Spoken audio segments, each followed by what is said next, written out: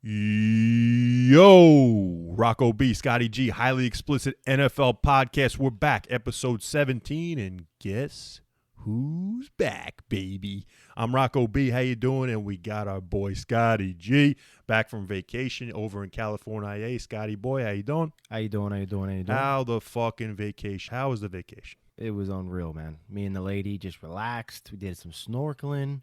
I almost drowned snorkeling. Oh, God. She told me there was a fucking shark in there. I was going to say, you seen any sharks? Yeah, she told me there was a fucking shark in the water next to me, and I'm fucking drowning here on my snorkel. The fucking water's coming in. It's like the third saltiest body of water in the fucking on the planet. You got octopus coming out of your fucking ears, man. My ears and nose and eyes are all burning. And she says, I think that's a shark. And what she meant to say was it was like a baby shark or a nurse shark or a fish that looked like a shark. But she didn't say any of that. She just said, I think it's a shark. I fucking panicked for a minute. I'm like, holy shit. I start fucking guzzling water. I'm fucking drowning out there. You got fucking Jaws after you. You're thinking you're on vacation and you're filming a new movie, Jaws 47. I just look at her when I find she's like, I just meant a big fish or a nurse shark, and I go, I fucking hate this. And it took me a few minutes, and I kind of got my bearings back, and I was enjoying myself again. Did it.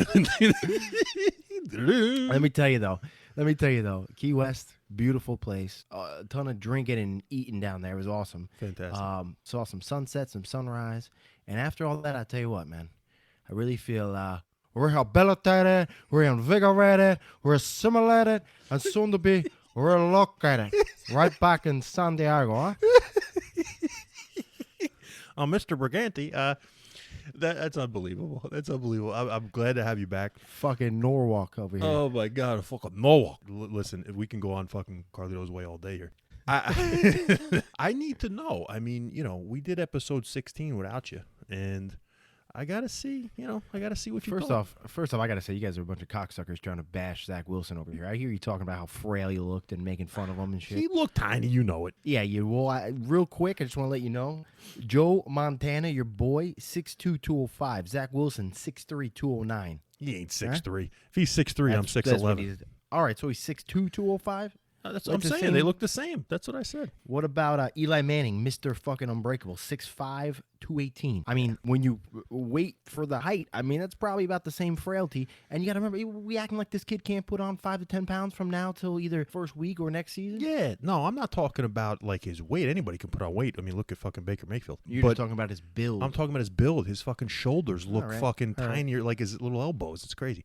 But no, I think he's gonna be. I think he's gonna be fine. I think he's gonna be fine. He's gotta put. He's going. Yeah, he's gonna be. He's got a Oshkosh Kabosh, whatever that. Oshkosh Kabosh. Oh shit! Whatever that. Oh my God! I'll tell you what. He's got a future with them. I'll tell you that. That's beautiful. Oh my God! No, he's gonna put on some weight. I mean, for sure. But damn, talk about Zach Wilson. I got a huge hot take for you again with a lot of the stuff I've been researching with him and Joey D. We'll talk about that later. But me and Dr. Tomas, we had some fun. But what'd you think? I mean, I thought it was great, man. Okay. I think Dr. Tomas stepped in pretty well. He took some shots at me when he could. I will say this, though. Fucking Dr. Tomas, he made a comment like I was saying that all the other edge rushers were going to be better than OA and this and that. I never said I don't care who's going to be taken. I was just rebuttaling Kwity Paye wasn't going to be top 10 like this motherfucker. Oh, absolutely, yeah. I mean, I don't care that OA wasn't taken, the last pick of the first or whatever he was. Yeah, he was 31 to Baltimore. It's we just, and you had him going 18, I think, to Miami before you switched it or whatever. But yeah, it's amazing that 18 was the first time the pass rusher takes the fucking stage on the draft. But it was just that kind of year. It's a weird year. Real quick, I love the Alabama stat. We've always been talking about how I used to say it about running backs, but the linemen we always talked about too, and that was fantastic pulling that up. I got to check you a little bit. We had this conversation in the past. There have been some successful Alabama quarterbacks. So let's not knock them too far on the quarterbacks. But linemen, trash. Yeah. Corners haven't been too hot either out of there, though.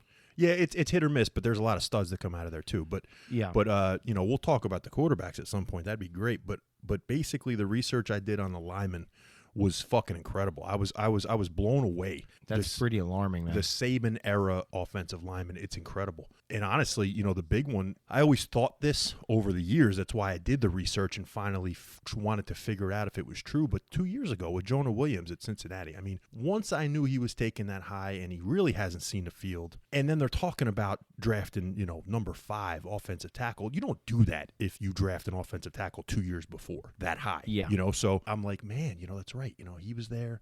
He's never seen a field. He's busting out. So I had to keep doing it, and I had to keep on keeping on with the fucking research, and it just kept proving out, and it's unbelievable. It's unbelievable with those guys. But and the Raiders just don't fucking learn. And we've said that with the receivers. Now we're saying it with the linemen. It's crazy. The Alabama, Clemson guys. Yeah, nuts. I know. They had one of the worst drafts, I think, in the whole goddamn thing. And I agree with you. But you two did great, man. Dr. Tomas stepped in nicely. I appreciate him. We'll get him. I don't think he's going to be on here today, but we'll get him on soon. Yeah, no, we'll get him on soon, and great to have you back. I do got to interrupt you for one more thing though before we go any further. All right. I know I talked about this last time I was on, and I'm not going to go into it because he doesn't deserve that much airtime. But fuck Aaron Rodgers, man. Oh, fuck him. Literally, I don't even want to talk about him because it's still giving him his name some recognition during this situation. But all I kept thinking about, I caught up on some of my shows and reading stuff like that once I got back. And this motherfucker hijacked the entire draft. I want to hear about, after Jamar Chase, I have to research who they drafted because I've been on vacation. I don't hear anything about the Bengals. I don't hear anything really about the Falcons. But when you don't have this bullshit distraction like Aaron Rodgers created, you go into all the teams and all the best draft picks and this and that. They're not doing that at all this year. Because it's all, every time I change a channel or pull something up on the internet, it's Aaron Rodgers wants out. Where's he going to go? What about this? What about that? I'm like, dude, come on. It's unbelievable. It's like that should be the back end of what they're talking about right now. It's fucked up, too, because a lot of these guys, they've been waiting their whole lives for this moment. And now they get it. And we ain't talking about that. We're talking about where we think Aaron Rodgers is going. And then guys like Trey Lance, which, real quick, I loved your Broncos thing last time we talked. What if they did the same thing for Trey Lance? What if the Niners drafted Trey Lance to swap for Aaron Rodgers? As crazy as that might be, I have to actually talk about that, and there's other people talking about that because this Aaron Rodgers shit's thrown in our face. Yeah. It's like now Trey Lance can't even enjoy himself because he might be thinking, fuck, what if they did draft me for Aaron Rodgers? Yeah. And what's amazing is, and I fucking said this to you when Jordan Love got drafted, not only was it insane, Jordan Love can't fucking play. Jordan Love was Utah State. He played 3 fucking years for them. It was only 1 year that you saw on tape that he was any good. And they fucking come in, they draft him with Aaron Rodgers on the fucking team, which is insane. Yeah. And then it would be so simple for them to just say, hey, Aaron, go fuck yourself. We're going to go get a haul for you, and we're going to fucking play our guy who we drafted. It's time. No, they're not doing that because he sucks. He's not ready to go. I knew it, when they drafted him, but at the same time, it's taking over everything. Rodgers, the Packers, Jordan Love. I've heard Jordan Love's fucking name the past 3 days more than I've ever heard. I would have ever heard in my life, right? So I'm with you. I'm just tired of it. And guess what? I really believe the odds are on that Aaron Rodgers starts week 1 for Green Bay. I really do. I think this is just a bunch of bullshit drama like we saw with Russell Wilson this offseason. Same shit. Yeah, I don't know about that. He really might be gone this year. And like you said, after the June 1st thing, it's very intriguing. But I don't know, man. It really is a shame, though, that this has kind of hijacked the entire draft. And there's a lot of guys outside of the first round or even teams that you're just not hearing about now because if it's not like flashy move, they're not even talking about it because Aaron Rodgers takes up 30 minutes of everybody's show. And that's why you don't want to watch those shows because those shows suck and those shows are going to give you the same old shit. And we don't want to fucking talk about the same old shit. We're going to fucking catch you up. Fuck out of here. We're going to catch you up with the draft, the rest of it. And we want to tell you who did great and who sucked. And I want to tell you how we think about the Cowboys, what we think about the Jets. And we also got to get into, Scotty, we never got to talk about it. We talked about our totals on what we did with our mock drafts compared to the fucking prognosticators. But you know where we really beat the prognosticators? It's in the second half of the draft. The toughest part to pick in the mock drafts, we fucking beat them, bro. I cannot wait to go over that. Oh. And then also, like I said earlier, I got a hot take on Zach Wilson with the Jets and with Joe Douglas, and I'm going to blow your mind with what I believe they constructed in the second half of the 2020 season to make sure they procured Zach Wilson. Interesting. Until we get to that. How did you think day 2 and 3 went? Well, day 2 and 3, to be honest, there's some teams that in total, really, in my opinion, did a fucking great job. I got 6 teams that I really think did an excellent job with every day in the draft. I got 5 teams that really I thought sucked. I'm not going to include teams like Seattle or Houston, teams that didn't have a first or second round pick, or had very little picks. I'm not including them. But, teams that had a lot of picks, I thought they did a shitty job. But I just want to go real quick into your New York Jets because they are in my list for 6 of the great teams of the NFL draft. I love what they did, bro. Love what they did. I absolutely love it. Joey D killed it, man. And I Love it. honestly think he did pretty solid last year, too. He didn't get a lot of credit for it. You got these dumbass Jet fans, man, that don't know what they're talking about. And they're my people, so I don't want to spread too much hate. But Jet fans are so miserable. We're such distraught people that one thing doesn't pan out immediately, and we're like, it's over, we're done, we're fucked. I don't mean to put a fucking Chicago accent on me. I should say we're fucking fucked. Hey, forget about it. Hey, yo, forget about it. Hey, yo, how you doing? How you doing? Hey, we're fucking. Yeah. Well, what are they saying? You tell me what they're saying, because how the fuck can you look at that draft and be miserable? Not this draft, last draft. They said basically the whole draft was a bust, and I'm like, Mekhi Becton, one of the best left tackles to come out of that draft. Yeah, that's insane. I'm like, honestly, Mims, we didn't see a whole lot of him, but you got to remember, he looked great to me when he did play. And here's what a lot of people are forgetting, and I got to remind myself of this too. This was an Adam Gase offense. This was an offense that was fucking pitiful with a guy who was not playing very well, Sam Darnold. And Mims still fucking looked great. This is what these people don't understand. I don't give a shit where you draft them, but it's nice to hit on them in the first round. These teams are dying. They're searching for their bona fide blindside tackle. It's the cornerstone of the offense. Agreed. And you got him. So what the fuck? I don't give a shit if the rest of the whole draft busted out. You got your cornerstone left tackle. It's fantastic. I've loved a lot of moves that Joe Douglas has done, and then this draft was no different. And in fact, this draft, to me, the first 4 picks were like masterful. And I'll be honest with you, me and you both were not high immediately on Elijah Moore, and me more so because I know how badly we need a cornerback. But really, the top 3 guys were gone. So the main guys were gone. Yeah. So what you had to go with something, and he was one of the best. I mean, he was projected to go top 20. This kid. Yeah, I didn't like him in the first round. Like somewhere, some teams had him going 18 to Miami. I was just gonna say like 18. That's insane. No, but you got him at 34. That's awesome. I know. Yeah, I know. And I remember we talked about him, and I know a little bit about him. But like I really kind of dug into him now that we got him, and this kid's a stud. Yeah, he's a shorter guy, but he's a stud. He's more of a slot guy, but the guy can burn. Like the comparisons to him are like fucking like a Tyreek Hill. Like the guy flies. Yeah, no, he's a burner. And then you got Michael Carter on the next pick. Now, did I want Javonte Williams? And maybe you could even take Javonte Williams at that round 2 pick. But that's a little high, I think, kind of for him. But we needed a running back. So, Javonte Williams is more of the stud out of UNC.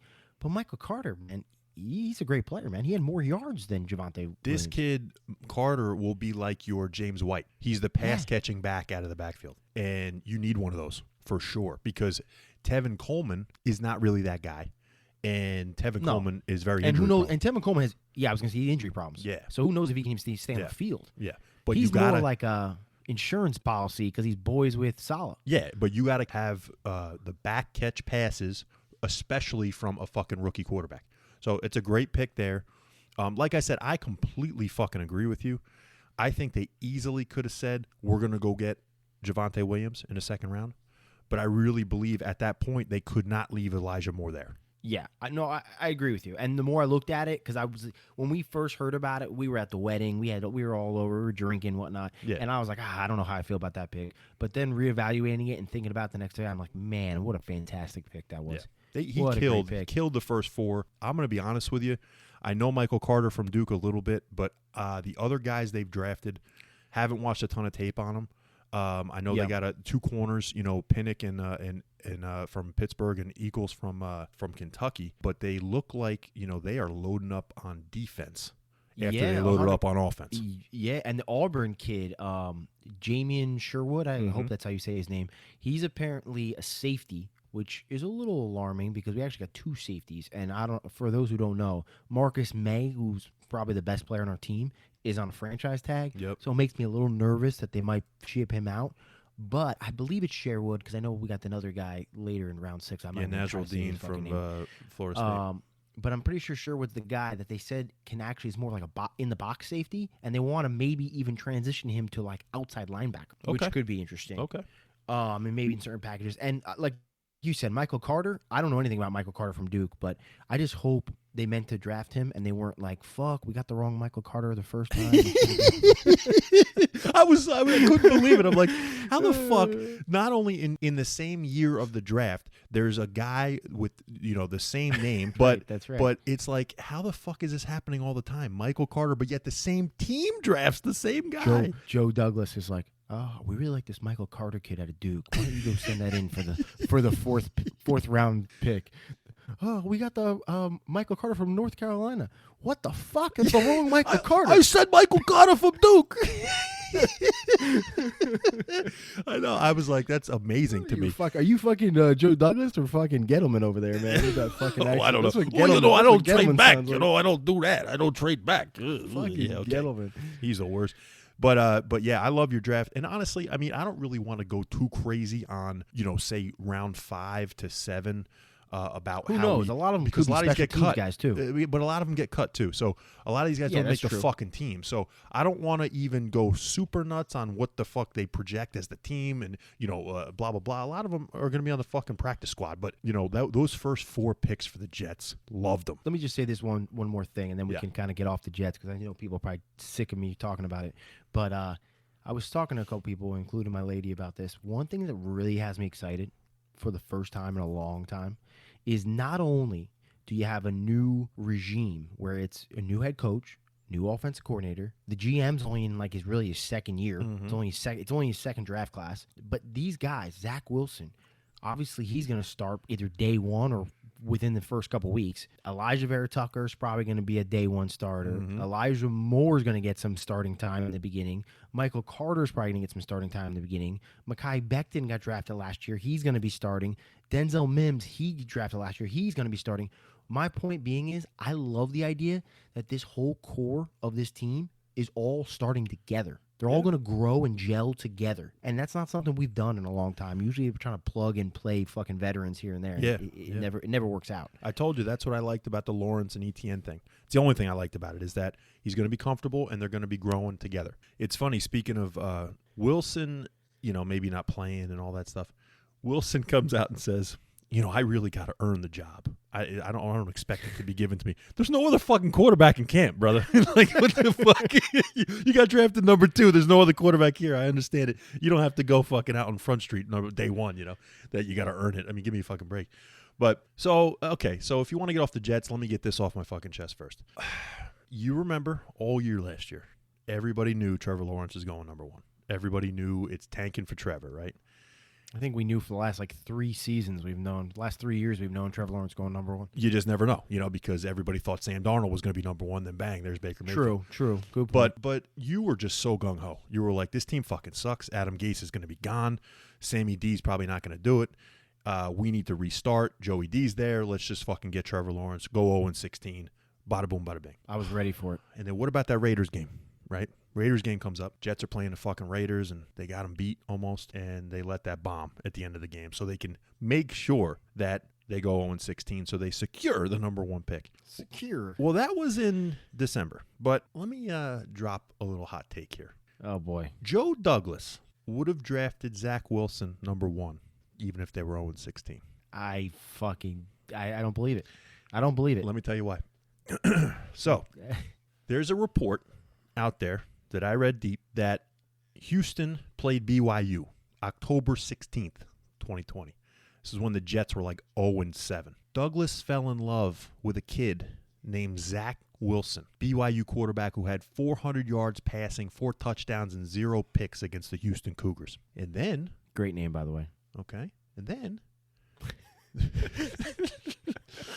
then, supposedly, when he watched BYU play Central Florida in the Boca Raton Bowl. He had 425 yards passing, 3 touchdowns, 0 picks, and 2 fucking rushing touchdowns.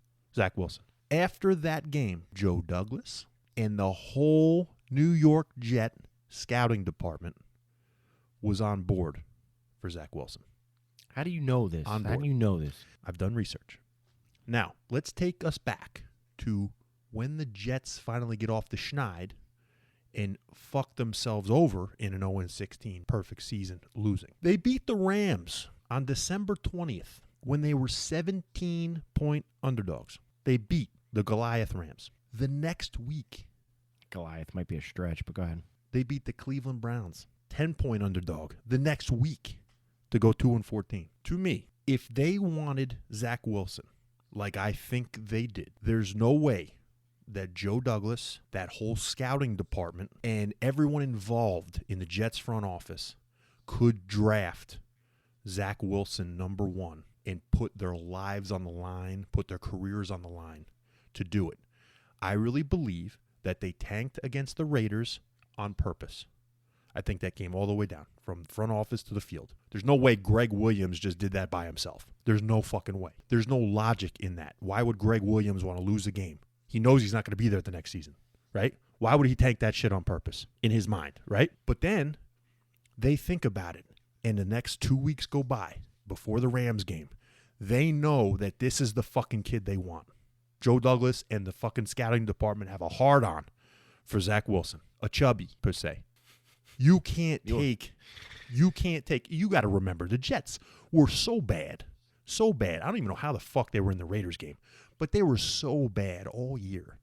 You knew they weren't winning a game. You just knew it. There was no way that they could have won a game last year. This is why it doesn't make any sense. Your theory's flawed because, did they just turn it on? All of a sudden, they're one of the best teams in the league? I think they turned it on. I think it came from the top. Why would Adam Gase be on board with this? Why would Greg Williams be on board with this? Their career's about to go out the fucking door. Who knows? Maybe because they were, just as if they were on board with tanking it on purpose from the front office.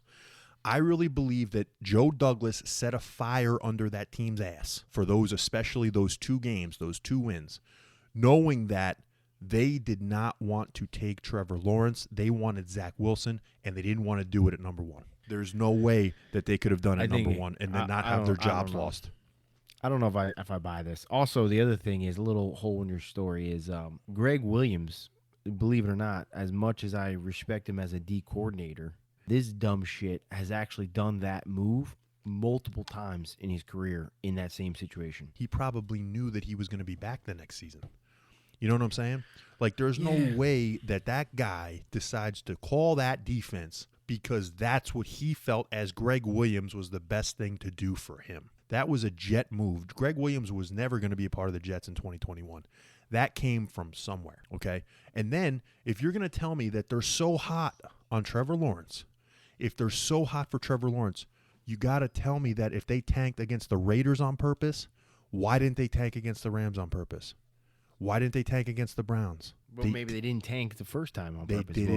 I'm saying. There's no way that a coach calls that defense against the Raiders. Before, I'm telling you, man. But I'm saying it's probably because he knew he wanted to get a better draft pick for his next season, with the team the next season.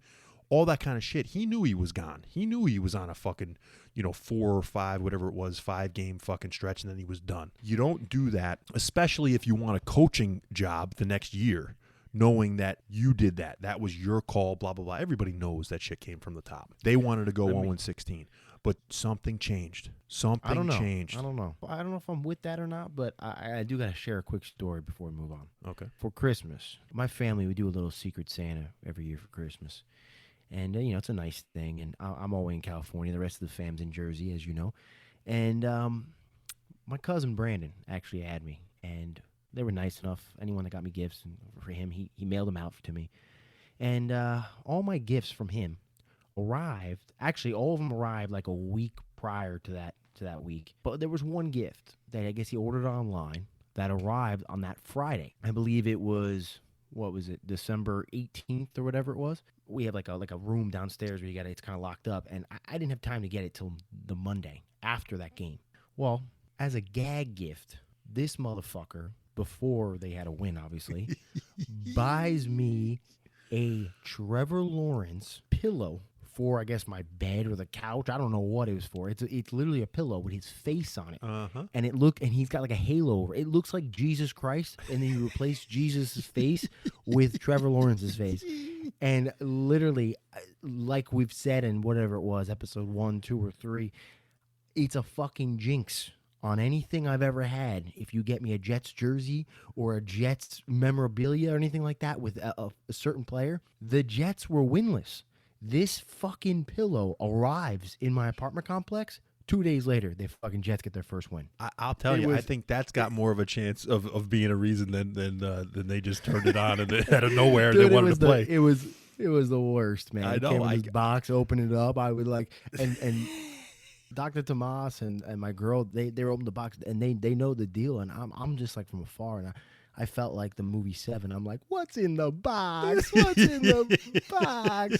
They open it up and they pull out fucking Trevor Lawrence's fucking head. Oh my God! And then 2 days later, you'll never see his face again. I thought about this, and Joe Douglas, because to me, I always told you, I said, why? How did Zach Wilson come to number 2? I mean, Justin Fields was the consistent number 2 all year last year. And when Joe Douglas fell in love with this guy, I really believe they tanked on purpose until he realized this was the guy they wanted. And when they realized that they wanted Zach Wilson as their number 1 guy, they fucking knew, because it's insane. This Trevor Lawrence thing is there's no way you couldn't have taken him number 1. They couldn't take Zach Wilson number 1. No, I agree with you. I agree with you there. It definitely takes the pressure off. I just don't know if there was actually intentional tanking or intentional winning. I think it's more believable that they tanked on purpose in the Raiders game. It's more unbelievable that they were good enough to get 2 fucking wins in a row. That's the more unbelievable part. That's what I'm saying. That's exactly. So it didn't just come from anywhere. Something had to happen for that team to completely flip their fucking script. They beat the Rams on a road. They beat the Rams on the road as 17-point dogs. There's no fucking way that happens with the team that plays the same way that they were playing all year, tanking, essentially. It came from somewhere. Could have been the wise guys, bro. It could have been. Looking to find a way to make some money. They did it 2 weeks in a row. I mean, it was unbelievable, the change in the Jets after going 0 and whatever the fuck it was. I think it was 13 or 0 and 12. It's unbelievable how that season progressed. And like I said, I really believe that if Joe Douglas wanted a job and if that front office wanted a job, they had to get that team going to get them to the number 2 pick. And Jacksonville fell into Trevor Lawrence. Well, let's just hope that little Oshkosh Bagash fucking Zach Wilson turns out to be the fucking dude. All right, let's just hope he's the dude. And he's going with the number 2 jersey number. We saw him in rookie minicamp the past couple of days. He's going with number 2. He wore number 1 at BYU, and he wore number 11, but he's going number 2 because he was the number 2 pick. And a little tidbit, too, he has ADHD, which they said that he struggles in school with it, but apparently it makes him like a wizard with football plays and formations and all that kind of shit. So hey, whatever works, man. Yeah. I will say this, though. I heard he might not stick with number 2. So we'll keep an eye on that. He might be like 99 or something. Who knows? the New Jersey numbers. Oh man, no, but let me hear real quick your other 5 teams real quick. So besides your Jets, I have 3 teams from the AFC North, and I have 2 teams from the AFC West that I think killed it. Jeez, no NFC teams, huh? All AFC? I'm going to tell you what. I mean, I think Dallas had an okay draft. I think Philly had an okay draft. Even Chicago, I thought they did okay. But I'm going to tell you, great drafts have stuck with me in the AFC, and the shitty drafts, a lot of them were in the NFC. But go ahead. So this is a real easy guess for me. It's Chargers in the West, and then it's everyone but the fucking Steelers in the North. No, I loved the Steelers draft. Really? Yes. Really? I got this. Can we go straight to that, because I'm more intrigued by that, and I haven't heard shit about people talking about the Steelers draft. Sure. Yeah. So I love what they did with their first 3 picks. Najee. They got Najee. They got Freiermuth with the 2nd pick. And then they got Kendrick Green, a guard who was potentially going to go in the bottom of the 1st, maybe top of the 2nd round. That's their first 3 picks. And that was some of their biggest weaknesses. running back, tight end, and offensive line. And they got fucking studs. Offensive line for sure. And Dan Moore Jr. actually isn't that bad either at Texas A&M. Yeah, I think the Steelers had a sneaky good fucking draft. The Chargers, holy shit. The Chargers, man, even their deep rounds are real good. They're going to be great, man. First 3 picks, bada bing, bada boop, bada bang. Rashawn Slater, Asante Samuel Jr., and this kid Josh Palmer from Tennessee, wide receiver, is going to shock people. I don't know shit about Josh Palmer. Can you give me a little insight? No, you don't know shit because he had no quarterbacks. He's a real high recruit coming out of high school, went to Tennessee, didn't get the ball a lot because their quarterbacks were always fucking in flux.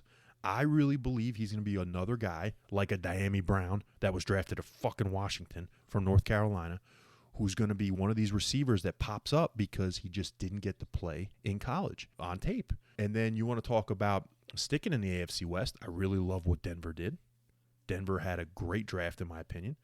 You know, you got Surtain. Denver had one of the best drafts. And real quick, I just want to mention, too, for the fucking Chargers, before we move on, didn't it feel like both of their first 2 picks, when it came to Slater and Asante Samuel Jr., they both slid, like they both shouldn't have gone that far. Absolutely. They both should have went like 5 to 8 picks sooner. It was like crazy that they both slipped to right where the Chargers were. Yeah, the Chargers really got, perfect picks when they were there. Slater, they never assumed when they're sitting at 13, Slater's dropping to them. There's no way.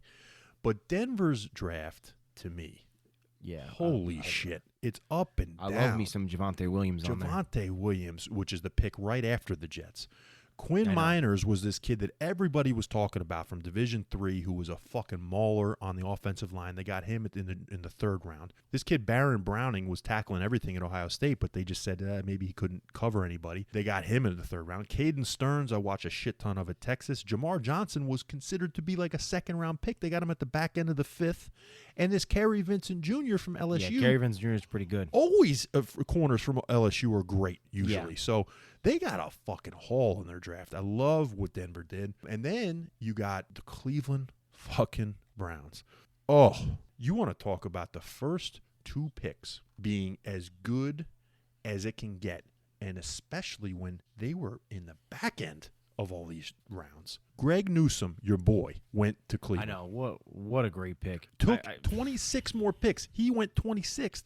It took another 26 picks to have our boy Jeremiah Owusu-Koramoah come off the board, and he's a Cleveland Brown on top of everybody else. I overheard you and Tom talking about that and how you guys were shocked. I'm in that same boat. I know we didn't get to talk about it because we were stuck on the 1st round the last time we did a show. I cannot believe this guy fell. Not only did he fall in the 2nd round, he damn near fell out of the 2nd round. The pick 20 in the 2nd round? Unbelievable. I mean, it was crazy. What a steal. And I know Tommy mentioned the heart issue.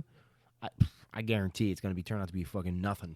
I mean, the guy's clearly had it for the last couple of years he's been playing. It hasn't been a problem in Notre Dame. So I'm with you. I'm with you. They traded up 2 to get him. They traded up 7 picks to come up and get him because they knew it was like, what the fuck is he still doing on the board? They traded up, I think, as well to get Anthony Schwartz, I believe, right? Yeah, they traded up to get Schwartz. The wide receiver at Auburn. Schwartz is a burner. Absolute burner. So Mayfield's going to be fucking happy with that. And then this kid, James Hudson, the fucking offensive lineman from Cincinnati, was one of the big, like, hot names that everybody thought was going to jump up maybe into the 1st round. They got him in the 4th round. So one of those Browns definitely had one of the best drafts. Honestly, Cleveland, best team on paper, is not even a fucking close anymore. And then I really do love, we talked about it, me and Dr. Tomas, I love what Baltimore did. I really love what Baltimore did in the draft. You got Owe and Bateman as their first 2 picks. Then when you take Ben Cleveland in the 3rd round, a guard that easily could have been a 2nd rounder, maybe late 1st rounder. And then the kid Ben Mason, man. This kid, when you watch Michigan games, he's the Juszczyk. He's the I don't want to say all-stock because he wasn't running the ball, but he's that classic old school fullback that will lay you out, but then also run the ball, catch the ball, even have fucking maybe him on defense a little bit. He's a great pick for Baltimore because that's exactly what they do. They need that fullback. They're one of the few teams that really has the fullback in a lot of their fucking snaps. I love what Baltimore did. Yeah, no, I think Baltimore, I think you guys nailed it on the head. I mean, there's really not much for me to add. I think Cleveland, I hate to be biased, but the Jets Chargers. If I had to do like a top 5, I would say I'd probably say Denver. Yeah, we agree. I want you to give me, because in my terrible list. Real quick, the one you didn't mention, I honestly think the fucking New England Patriots had a hell of a draft. No, me too. I didn't want to say them, because of the Mac Jones thing. I love what they did past Mac Jones. But they had a fucking great draft. I know. Barrymore in the second round. And remember, we're all you were shit talking Belichick. Perkins wasn't a bad. Yeah, I know. Perkins. They got the kid Stevenson from Oklahoma, running back, who's like LeGarrette Blount. We'll see how it goes. But this seemed like a nice draft for fucking Billy. Now, if Barrymore and Mac Jones turn out to be busts, then it's a whole different ballgame. But yeah, no, that's a good point. But here's the thing: I think Ronnie Perkins is perfect for them. How about this? I want you to give me a team from the NFC because, like I told you, I think it could be Chicago. I like Dallas and Philly and even the Giants. If they flip their first 2 picks, then sure. But give me a team from the NFC you liked because I didn't have one that was a great draft. Actually, I didn't really think the Giants had a bad draft. I just think some of their spots were interesting of where they took guys. But I think you get a guy like Aziz in the second round, it kind of makes up for your Kadarius Toney in the first round. Well, again, like I said, if you took Aziz in the first and had Toney in the second, I think I'd look at it a little differently. It's just they're lucky fucks to have Aziz in the second round.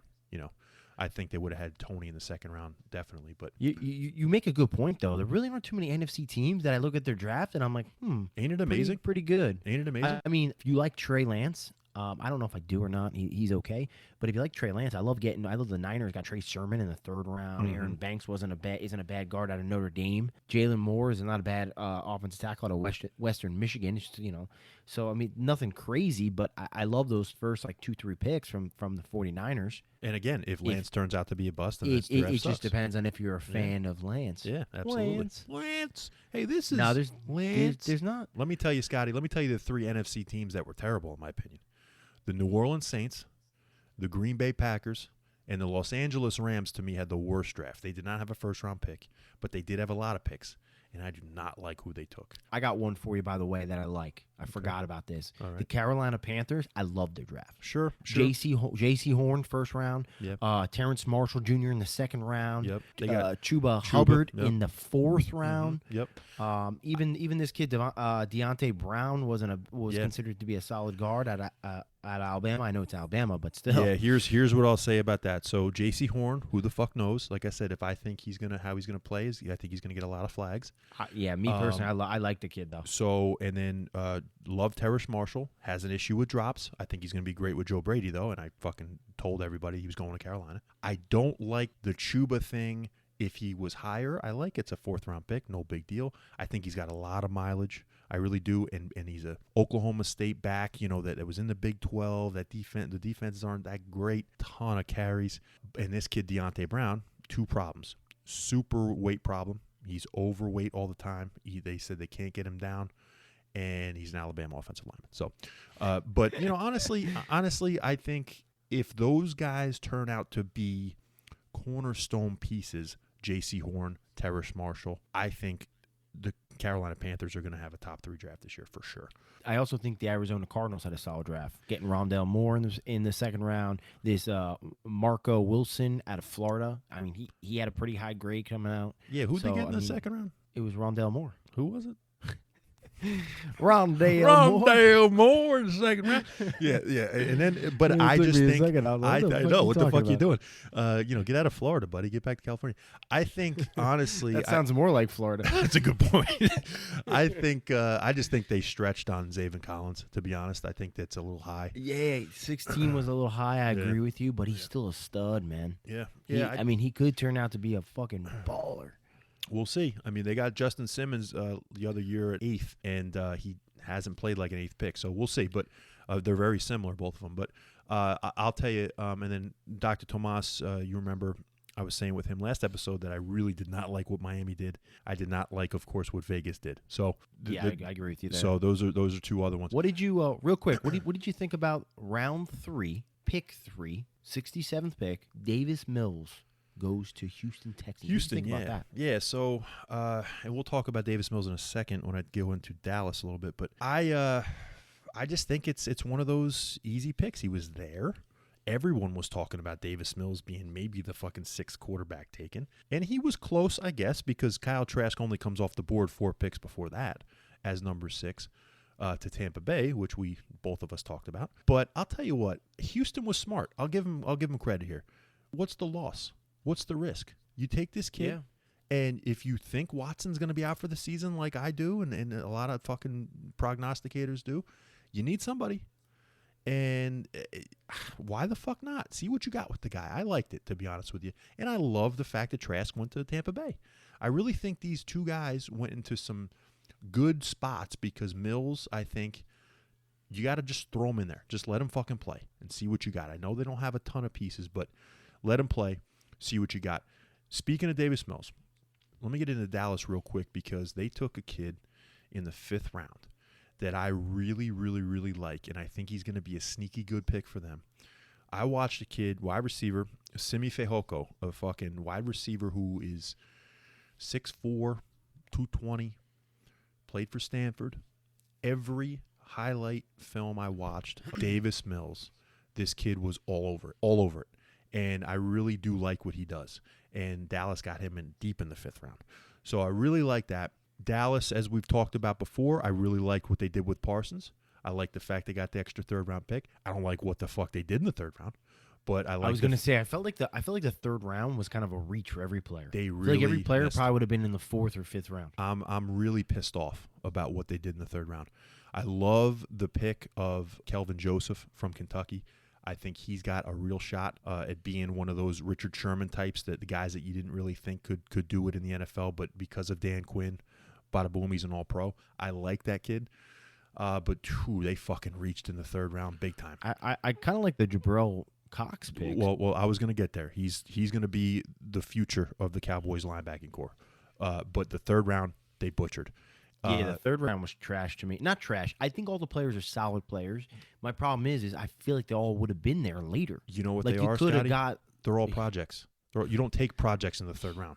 You just don't. Yeah, you had the problem is, too, you had 3 picks. Yes, we had you 3 projects. Picks. You could have really did something. You could have even, honestly, if you were going to do something like this, you might as well have packaged these fucking 3 picks together and gone back into the 2nd round. You're exactly right. I mean, I don't like what they did in the 3rd.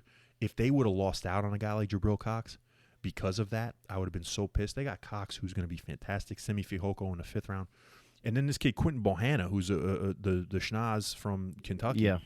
Great pick later on in the 6th, but I'm telling you, they should have had a guy like Ben Cleveland to shore up that offensive line, or a fucking Trey Sermon in the 3rd round to get that back, running back field. That would have been nice. Right? Would have been fantastic. And then my boy Talanoa Hufanga was fucking there in the 5th round. He went the pick right after Simi Fehoko.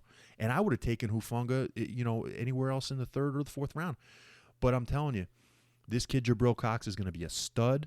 And maybe these pieces, these projects in the 3rd round that Dan Quinn drafted essentially because of their length, I hope they just fit the scheme, and I hope he can coach them up. Nashawn Wright was basically a 7th round fucking draft pick to everybody.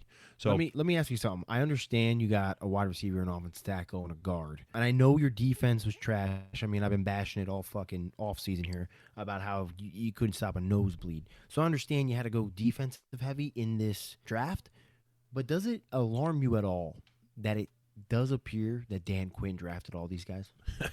That's what everybody's saying. Everybody's saying it's like a de facto Dan Quinn draft, and the fact that he's maybe running the team, and he's just waiting for Mike McCarthy to get his fat ass out of there. Yeah, I got a feeling Mike McCarthy's on the fucking hot seat. He better be. Yet. He better be, Scotty. I don't think anybody is reacting to him. He better be. Problem is who do you want instead? You want Dan Quinn, the choke artist of the century, as your head coach? I don't want him as my head coach. Hell no. But if he's going to be the defensive coordinator that runs the team while McCarthy's there, fine. I want a guy like Sean Payton. I want somebody like that's going to put the fucking... Sean Payton, I can see going It'd be fantastic. Somebody who's going to put the fear of God into you on that football field. The only thing I liked about Rod Marinelli when he was coaching our defense was I saw hustle every play.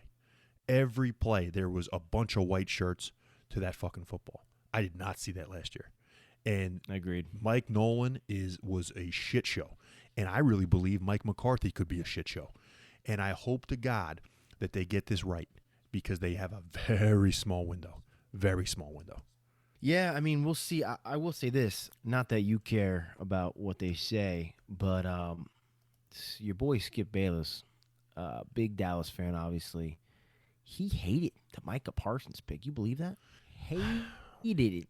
Now the one thing I will say in his defense, and I don't know if he knows you guys are going to a 3-4 because he didn't seem like he acted like he knew. Mm-hmm. But the one thing in his defense is, let me ask you this: you have so many linebackers right now. Yep. Do you think anybody's on the way out? Like, do you think someone's going to be dealt? Do you think Jerry's like, you know what? Fuck it, we're gonna go start this season and either Jalen Smith or one of these other guys, Van Der Esch or somebody's out the fucking door. We're gonna trade him for something. It reeks of one thing, and they're just worried about injuries. You got two guys who have consistently, year after year, been hurt for the season. Van Der Esch and Keanu Neal.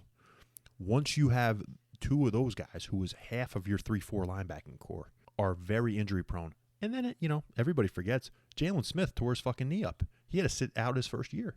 He's not, some fucking spring chicken either. Him and Van Der Esch have huge contracts. I know, but real quick, can you just listen to this? Gregory. Oh. Micah Parsons. Oh, boy. Jalen Smith. Yep. With guys like Van Der Esch, Neal, this Golston guy, maybe Basham, all backing him up. Jabril Cox in there. Yep. Like, this is a crowded fucking linebacker room, and I don't know. I get it. I get the injury thing, but it's like, dude, I mean, that's a lot of wasted money, man. They're You drafting got, like, fucking backup to a backup to a backup. But the nicest thing is most of those guys are young, like we either just drafted them, or they're on rookie deals, like Van Der Esch. Or that's true. Gregory's cheap, Neal's cheap. They're all fucking cheap. The problem is like you said, it is a crowded room, absolutely. But the thing is they're drafting for 2022, and they're drafting I don't think they want to keep Smith. I really do. I really think they didn't pick up the 5th-year option on Van Der Esch. They're going to let him play it out. I really believe that he's going to get hurt again. They got to get off of him at some point, and they want to get off of Smith. So then you got to insert Parsons, Cox, and some of these other dudes that they may draft in the next year. Bada boom, bada bing. You have a whole new defense. Yeah, it makes sense. So that's why I think it's great to have a strength. Bro, our front seven has been dick for the past 5 years. I'd rather have too many than nobody. My biggest issue is going to be with the secondary. Is Joseph going to be good enough in camp to make the number 2 guy along with Diggs? And then where do the safeties play out? Does Neal go back to safety because the linebacker room's too crowded? Does he stay? Does KZ stay healthy? Because when KZ's healthy, he picks balls off left and right. Donovan Wilson lays people out. If they can be healthy and Dan Quinn coach them up in the summer, I'm really fucking excited to see what this defense can do. Yeah. No, I'm with you. And again, the biggest thing is health for the Dallas Cowboys. Absolutely. They couldn't stay healthy last year. And the nice thing is it's let's be honest, it's a weak division. But I wouldn't be too happy. The one strange thing is in the first round, why the fuck did Dallas trade with the Eagles? I understand they weren't taking a defensive player, but now you got to deal with Devontae Smith every fucking. I don't understand it, Scotty. I don't understand it every time. Like, yeah. Like, what if? I mean, unless they just weren't high on Smith, but what if Smith's like the fucking real deal? I know. Like, what if he haunts you guys for the next fucking 10 years? It tells me Dallas wasn't worried, because I really believe Philly. I told Dr. Tomas they either told him it was offense or they actually told him it was Devontae Smith. I got a fucking feeling they told him it was Devontae Smith. And they basically laughed and said, give me a 3rd-round pick and I'll see you later. Like, I really believe that's what they knew, that it was Smith. I don't think they're worried about him. I think that could be a mistake. But at the same time, I wouldn't have traded with the Eagles anyway. I would have taken Parsons at 10 and said, fuck you, Philly. That's what I would have done. So yes, especially now you see what the 3rd round turned into. Yeah, so I really believe I would have taken Parsons anyway, especially, like you said, with the 3rd-round pick being shitty. But what's funny is I think if we did that, Devontae Smith still stays in the division. I think he goes to the Giants. Yeah, because he goes to the Giants, Yeah. which could have been worse. Yeah. Devontae Smith and Galladay. And Galladay with Daniel Jones. So it's an interesting thing, interesting piece. Yeah, but I guess they figured they were probably seeing him regardless. They might as well send him to a place where they don't believe they got a quarterback. Maybe. Yeah. So I was shocked. I mean, too, I think Jalen Hurts is better than Daniel Jones. I'm going to go on record for Dr. Tomas on that. But absolutely. It's still an unknown. Some other quick questions I want to ask you, just because I know a lot of people aren't covering this shit. Dwayne Eskridge, wide receiver out of Western Michigan. Can you explain that pick to me a little bit from the Seattle Seahawks? You remember Rashad Penny? they even though we liked them coming out of San Diego State, was he a 1st-round pick? Hell no. Seattle is one of the weirdest drafting teams in the I know, league. but we talked about how they're better in the second, third, fourth, fifth round. This was a head scratcher. Head fucking scratcher. Think about it. They don't even need a wide receiver. And he's a short guy. He's a short guy. He's like almost like a Lockett, okay? And then I mean, unless they're planning on dealing Lockett, I don't know. I don't know how you could. The crazy thing is they got a tackle from Florida, Stone Forsythe, in like the 7th round that's going to probably start for them. He's that good. So I just don't understand why they reached for a Western Michigan receiver at number 2. That's a shorter guy. I don't understand. To me, this was a terrible draft because what are the two things that fucking Seattle needed? They needed a defense, which mostly was secondary, I guess, and they needed offensive line. They got a wide receiver. They did get one cornerback and one offensive tackle. That was in the 4th and 6th round. Yeah, I think like I said, I think Forsythe in the 6th round is going to be a starter for them. You're going to tell me that Seattle said we want Eskridge instead of a guy like Terrace Marshall? You're going to tell me they wanted Eskridge instead of a guy like Nick Bolton in the middle of that fucking defense? Boogie Basham, a pass rusher that went to Buffalo 4 picks later? Come on. I don't know sometimes what they're thinking. That's exactly what I did when they picked Penny in that draft. I was like, what? They took Rashad Penny in the 1st round? What? And again, they had 3 picks. Of course, they don't make my fucking shitty list because it's tough to do with 3 picks. And again, I like their Stone Forsythe pick, but Seattle's a head scratcher. To be honest, that whole division, I think Arizona, had the reach with Zaven Collins. I think it's all going to be up to Lance for the Niners. And honestly, I hated what the Rams did. So, very strange drafts from the NFC West. But Scotty, now it's time to gloat a little bit, buddy. You're back. You got a nice tan. I'm excited to give you this news. We said, oh no, I got 9 right in the draft. You got 8 right. And there was only 2 guys that did anywhere close to us and 4 prognosticators that weren't even close.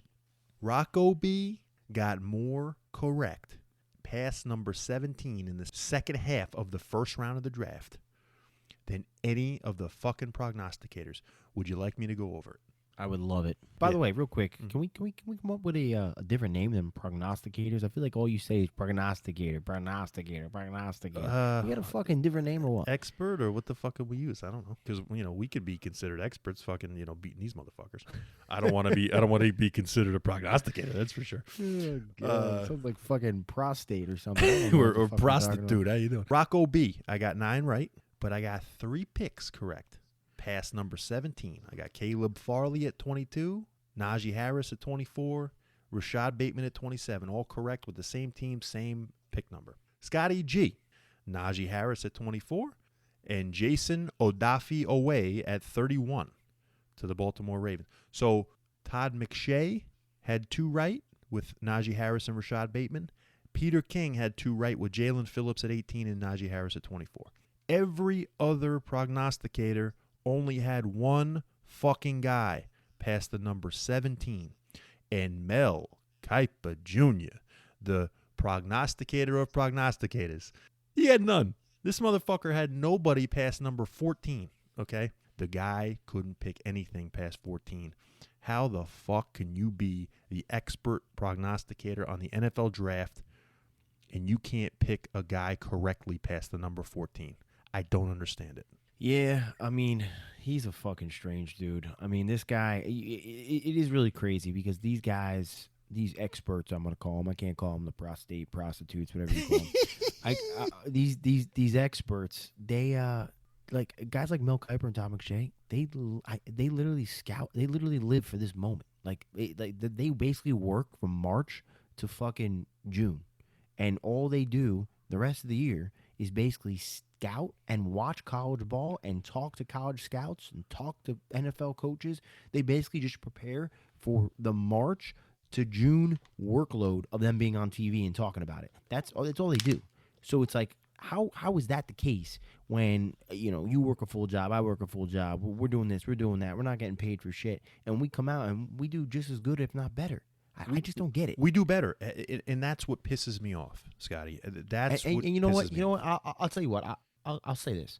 Maybe we were lucky this year. Let's see how it looks like next year. But if we do the same thing next year, I'm fucking calling up Mel Kiper on his show, and I'm gonna start talking shit. I think we gotta stand up and we gotta say, boycott this motherfucker, because I'm just tired of it. I'm tired of them calling him the expert. Why? Because he has pumpkin pie for breakfast every day? Why?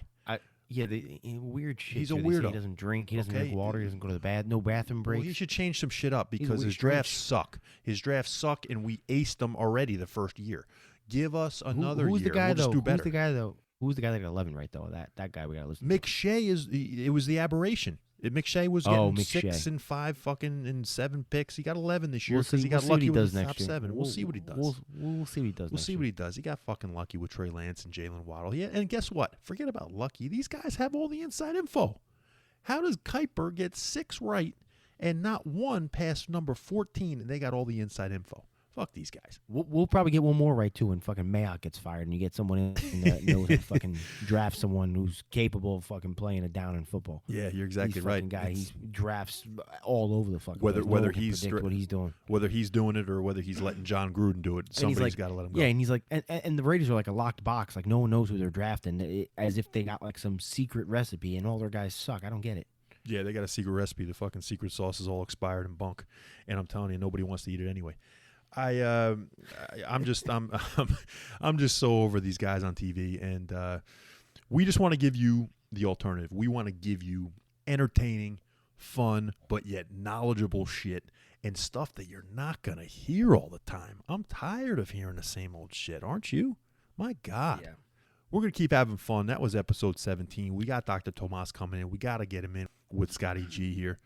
We got to get him in. And Dr. Tomas, sorry, pal. You know, he had Greg Rousseau at 30, and he did not have anybody past number 6 until Greg Rousseau. But that's Dr. Tomas. We love him. Well, this is going to wrap up the draft. We're not going to talk about the draft too much more. We don't want to keep boring you. It's fucking going to be 2 weeks out now.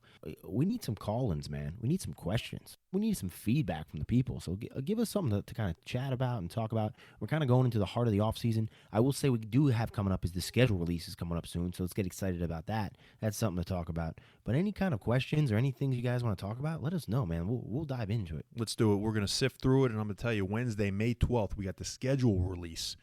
And when we hear that, when we see that schedule come out, man, we're going to talk about some juicy, salacious matchups, and we're going to get into that. We also want to get into our offseason with what we think these teams have done for their future 2021 NFL season, where they're going to be. We want to maybe get Vegas involved.